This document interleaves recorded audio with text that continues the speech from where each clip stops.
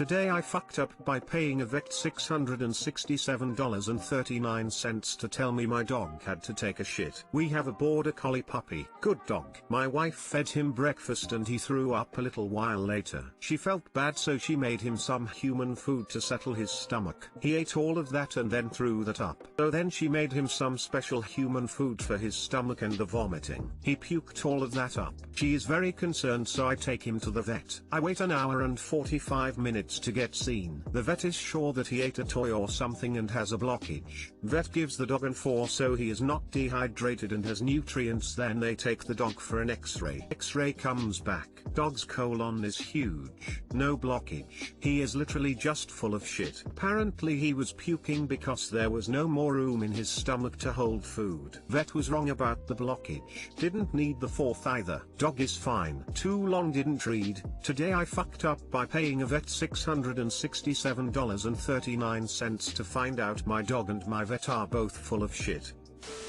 I realize that you may have learned this lesson for $667.39, but if your puppy pukes, don't feed him for a couple of hours and see if he pukes again. If he's not in distress, drinking water, and peeing normally, you can usually give it an hour or 2 before you panic. As long as he's not in pain or discomfort and staying hydrated, you should be okay phoning the vet and asking if you should bring him in instead of rushing him to the vet immediately. Our first instinct is to treat them to something nice as well. But the best thing for a delicate puppy tummy is white rice boiled with just enough skinned chicken breast to flavor the rice. I say all of this with the confidence of someone who was convinced her dog had swallowed a piece of a ball. I had to give her stool softeners 3 times a day, feed her a little rice and chicken every hour or 2, and follow her around to inspect her poops for 3 days. She never swallowed a piece of ball, but the poop inspection and vet spill were lovely.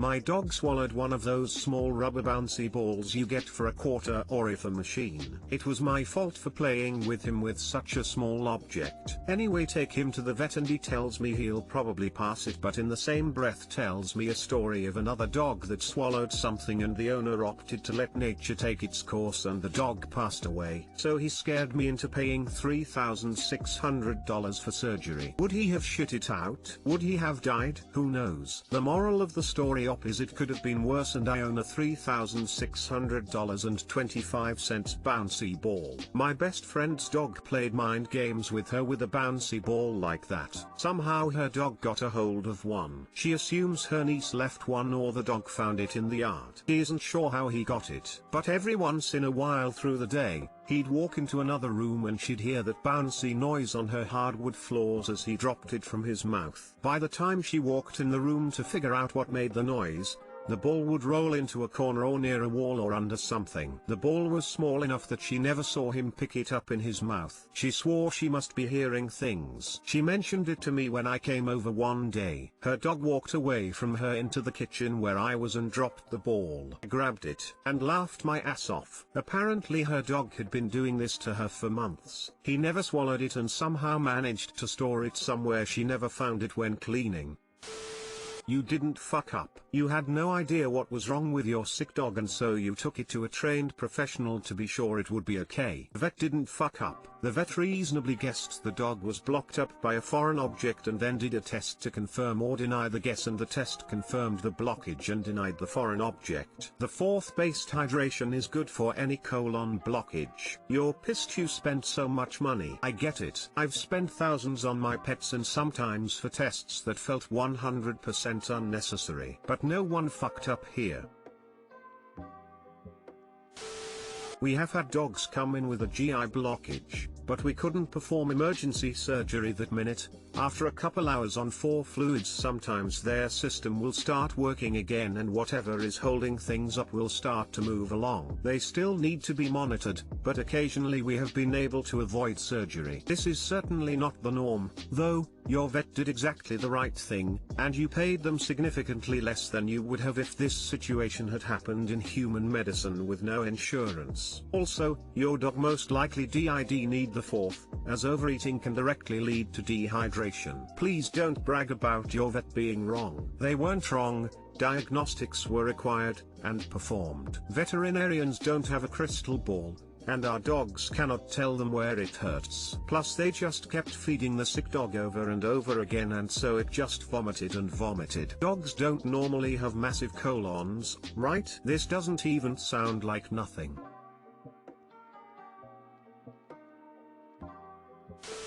Several months ago I picked up a sad little kitten that had been wandering in the parking lot at my job. Several days go by and the kitten doesn't seem to be very active and gums seem pale. $288 later. Kitten needed to be dewormed. Very simple. Think I could have gotten the medicine at a Tractor Supply. That cat cost me so much I decided it was an investment and kept it. His name is Oreo and thinks he's super boss man around here. Rule number 1 with a kitten of unknown origin: deworming is a must. Today I fucked up by giving my wife a real answer. This actually just happened and my wife is upset with me. My wife has this teddy bear that she like a lot. She's had him for 20 years and even I think it's cute. If our house were on fire, other than children, this teddy bear would be the first thing she'd rescue. I try to understand, and to a certain degree I do. I actually like that teddy bear too. She would sometimes bring him to me and hug me with him. To many people this would sound weird, but I got used to it and I find this adorable. Well, this morning we are still in bed and she is hugging the bear as we don't have him around much lately. My older son adopted the bear and sleeps with him now. All of a sudden, she turns around to face me hugging the bear and asks me, "Do you think he, the bear, is happy with us?" I am still sort of not fully awake and kinds of pissy. I said no. Why? She asks, not believing her ears. Because he doesn't have brain. I responded. Now, she is not talking to me. I fucked up. Too long didn't read. My wife asked me if her favorite teddy bear is happy with us. I said no because teddy bears don't have brains to feel anything. Just to follow up. She's cool. I told her I posted it and she laughed about some of the responses. She knows she is a little too attached to that bear. She lets the kid have it most of the time and she only occasionally holds it, so when she does she goes a little overboard. This is the first thing we bought together back when we were still dating. I know, I'm old. Now I feel like today I fucked up by posting this and making her look like a psycho. Ha ha ha. Oops. Edit 2, the bear. It is 20 years old, so it has a costume as my 7-year-old son sleeps with him and we want to preserve the bear for as long as possible.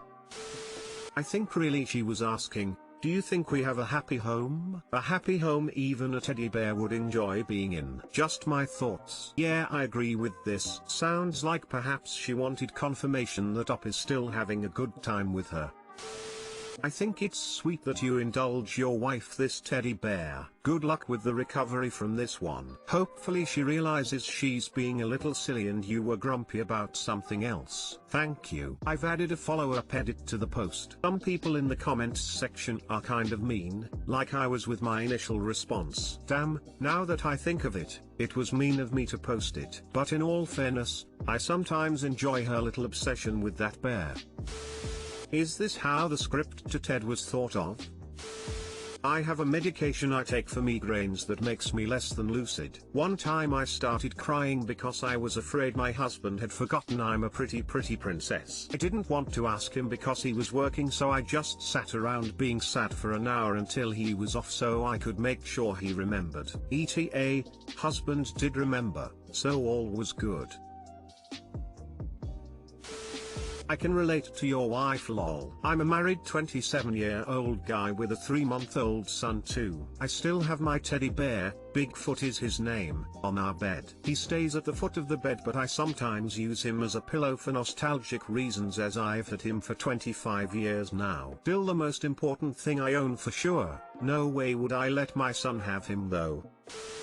Today I fucked up by using Benoit balls that weren't connected and had to birth them out myself. Throw away for obvious reasons. Let me preface this by saying I'm actually a 21-year-old female virgin. I've been waiting for the right person, blah blah. Anyways, As is expected for a young woman like myself, I'm horny basically on days that end with a Y. So I decided to be a big girl and buy my first sex toy. I'm always hearing about how important kegels and pelvic floor strength is, so I decided to buy some Benoit balls. For those of you who don't know, Benoit balls help with your pelvic floor strength because you have to tighten your muscles to keep them up. Well, no one told me that Benoit balls are supposed to be connected to a string that can hang out of your vagina. My dumbass thought you could use them when they aren't connected to anything, thanks 50 Shades. So I put a couple in, did my thing, and didn't really think much of it until it was time to take them out. They were lodged so far in my vagina that my child-sized fingers could barely touch them. After a quick Google search I learned you're supposed to use the connected ones, and started to panic. Flash forward to me using 4 whole fingers to spread my virgin vagina wide enough so that I could then use muscles that I didn't think I would need until childbirth to birth those things out of my pussy. Stay safe daddies,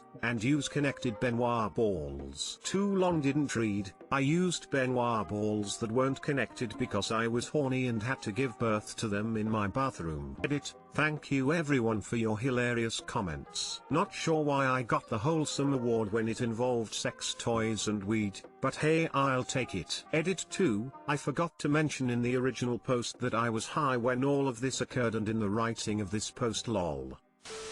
Use bowding balls so you make cute chime sounds as you walk around. Order up jumps twice.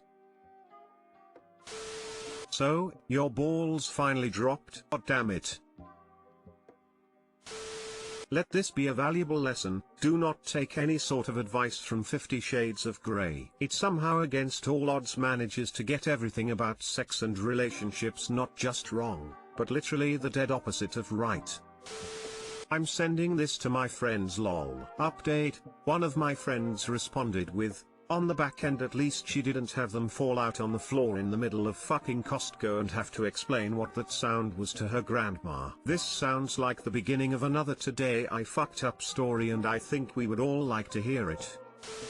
Pleasure professional here! Exclamation mark. You can use Benoit balls, aka Kegel balls, without the string, but, as you said, you'll need to fish/push them out. They can't get lost in the vagina as your cervix blocks off any further access. Butt stuff is a different story. The end of your ass is your mouth and it will keep toys. Anything going in the booty should have a neck with a flared base for the muscles to grab onto/prevent from being sucked in. I usually recommend starting out with a bigger set with said attached removal string. The bigger size will be easier to squeeze and keep inside. Alternatively, you can buy weighted Benoit balls. Some of them will tell you the specific weight of the ball inserts. The removal string is actually more of a silicone casing around the balls with a tail, and you can graduate the amount of weight you're holding in. Lighter equals easier to hold, heavier equals harder to hold. Other sets are weighted by having a separate ball inside the bigger Benoit ball, causing a vibrating sensation when moving, like walking,